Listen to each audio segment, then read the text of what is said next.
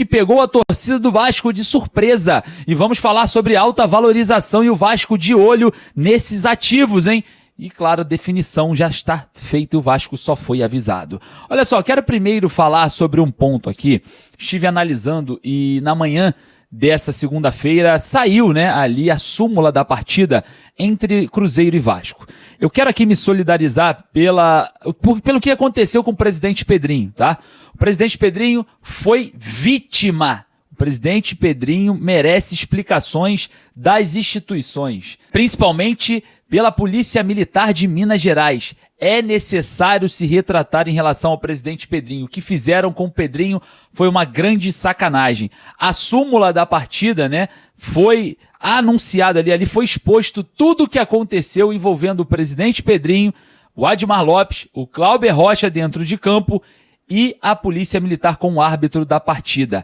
Desde o princípio da súmula até o final, não houver nenhum tipo de desrespeito, nenhum tipo de xingamento, nenhum tipo de agressão verbal e muito menos agressão física, tá? E mesmo assim, um policial militar da Polícia Militar de Minas Gerais acionou o spray de pimenta próximo ao presidente Pedrinho, ao Admar Lopes e aos seguranças que estavam ali naquele local. Até mesmo o árbitro da partida relatou, né, que teve problemas ali em momentos de episódios respiratórios momentâneos, né, na verdade, naquele processo ali de saída do campo, tá? Muito exagero. Na súmula não diz nada que o presidente Pedrinho xingou, agrediu, insultou, nada, literalmente nada. O Pedrinho falou sobre as partidas que o Lucas Torezin prejudica o Vasco, falou que mais uma vez prejudicou o Vasco, falou sobre soberba, mas não teve nenhum tipo de problema em relação a agressões, seja verbal ou física. O que fizeram com o presidente Pedrinho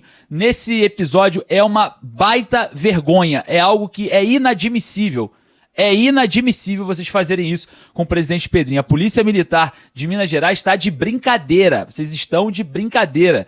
Vocês estão achando que realmente podem fazer o que querem, né? Enfim, tem que se retratar em relação ao presidente Pedrinho e fica aqui, tá? Eu me solidarizo sobre a questão envolvendo o presidente, que aconteceu muitos exageros em direção ao Pedrinho, tá? É só você pegar a súmula, eu acabei de ler a súmula, não tem nenhum problema ali pra gerar essa reação de spray de pimenta. Enfim, vai lá nos comentários e deixa a sua opinião. Olha só, o Vasco foi avisado. Falando em arbitragem, o Vasco já está sabendo. E olha, vamos falar aqui bastante sobre isso que pode gerar polêmica. O Vasco encara o Fluminense na próxima quarta-feira às 9h30 da noite no Maracanã. E já temos arbitragem definida após polêmicas com Lucas Torezin. Rafael Claus, de São Paulo, será o responsável pelo apito. É ele mesmo, rapaziada. Rafael Claus, de São Paulo, será o responsável pelo apito na partida entre Vasco e Fluminense no Maracanã. E eu quero, obviamente, no início desse tópico, perguntar a sua opinião. Vai ali nos comentários, coloca a cidade de onde você está falando e o que você acha de Rafael Claus sendo o árbitro dessa partida. Eu vou deixar minha opinião aqui, hein? Eu já estou preparado para mais um jogo difícil do Vasco com arbitragem. Principalmente quando se trata do senhor Rafael Claus, tá? Principalmente. Vamos observar esse jogo contra o Fluminense, hein? A diretoria do Vasco vem pressionando a CBF, enviou um ofício nessa manhã para a CBF, um ofício ali do clube, de maneira formal. Foi a CBF lá na comissão de arbitragem, ainda não temos a informação por quem fomos representados, mas a diretoria do Vasco age nesses momentos nos bastidores para acabar com essa patifaria que é a arbitragem em jogos do Vasco contra o Vasco, né? Porque o que acontece contra o Vasco em arbitragem não é de hoje, não estamos reclamando de agora.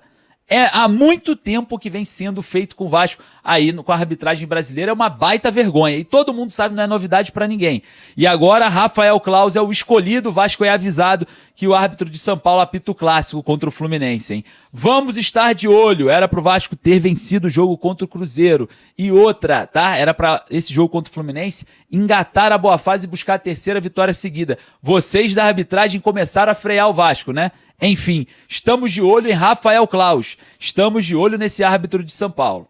E olha só, grande valorização nesse jogo, porque o Barros, que foi expulso contra o Cruzeiro, não joga, mas teremos o retorno do capitão Thiago Mendes, é isso mesmo. Thiago Mendes retorna contra o Fluminense, o próprio Thiago ficou muito revoltado nas suas redes sociais após as decisões de Lucas Torezin, né, que apitou a partida contra o Cruzeiro, e agora retorna ao Vasco com sangue nos olhos contra o Fluminense. Thiago Mendes é um dos melhores jogadores atualmente do elenco do Vasco, e nós teremos aí o jogador contra o tricolor carioca no Maracanã, um jogador que na última partida contra o Fluminense, que o Vasco foi eliminado ali, né, no Campeonato Carioca, foi um dos melhores em campo, tá? Foram um dos melhores em campo, e a gente vai estar mais uma vez vendo o Thiago Mendes retornar com a camisa do Vasco. O Vasco vai ter o desfalque do Barros, como eu falei anteriormente. E olha só, em grande surpresa para a torcida do Vasco e para a diretoria Cruz Maltina, 2 ativos,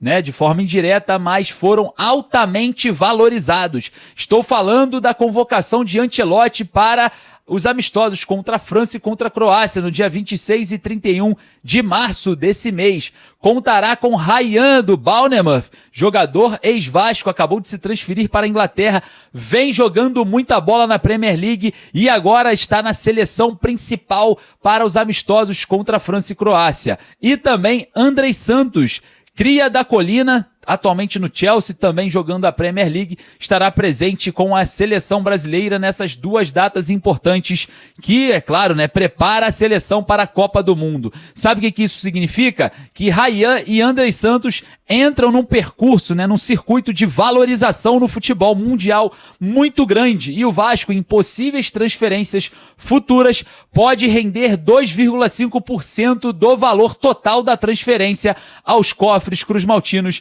que se chama, né, o mecanismo de solidariedade. Então, olha só, hein?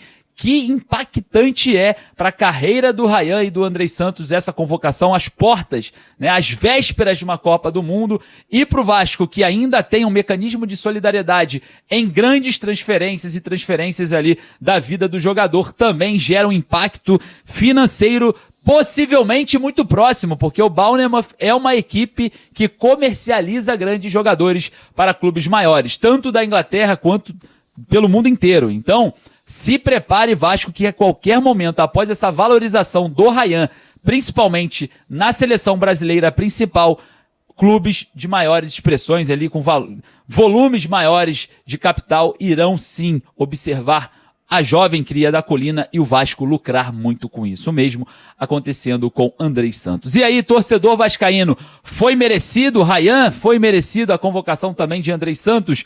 Vai lá nos comentários e deixa a sua opinião. Eu tô muito